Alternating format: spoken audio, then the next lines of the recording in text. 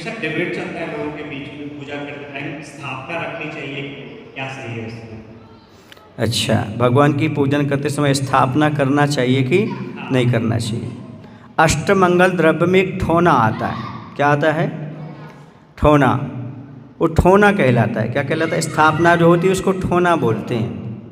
तो एक बार आचार्य भगवान से इस शंका का समाधान लिया गया था। धवला जी पुस्तक का स्वाध्याय चल रहा था। उस समय कहा आचार्य जी ठोना रखना चाहिए कि नहीं रहना चाहिए? तो आचार्य ने बहुत अच्छा उदाहरण दिया था पुराने ज़माने का। जब कोई व्यक्ति शिखरजी होकर के आता था और लौट करके आते थे तो उसके लोग पैर छूते थे, श्रीफल देते थे कि आप इतनी बड़ी पवित्र भूमि से आए हुए हो। इसी प्रकार से हम भगवान का संकल्प ठोने में कर रहे हैं। किस में कर रहे हैं? ठोने में। इसलिए वह ठोने की लौंग जो रखी ना वो भी पवित्र हो जाती है। इसका गंधोदक भी लेने को कहा गया है। अब देखिएगा स्थापना की आवश्यकता क्यों है?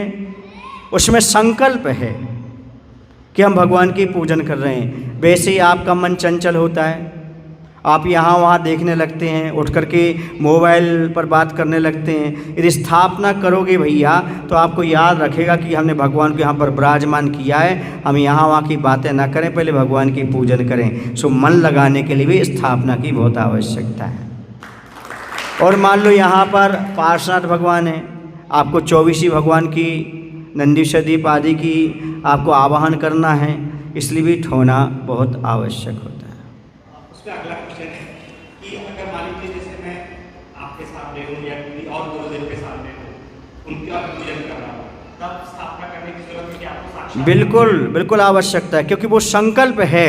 हम स्थापना तो अंदर कर रहे हैं, हृदय के अंदर कर रहे हैं, लेकिन पर्टिकुलर भगवान के सामने, गुरु के सामने बैठे तो भी स्थापना करने की आवश्यकता है, क्योंकि उनको आवाहन कर रहे हैं। स्थापन हृदय में करोगे कि नहीं करोगे? वो अभी तख्त पर विराजमान है, कहाँ स्थापित करना है? हृदय में। हृदय अत्र मम सन्नितो भव सन्निधिकरणम स्थापनम करते कि नहीं करते आप? तो हृदय में विराजमान करना है, एकाकार करना है, लेकिन यहाँ पर संकल्प पूर्वक करना है। इसे ठोने की आवश्यकता है।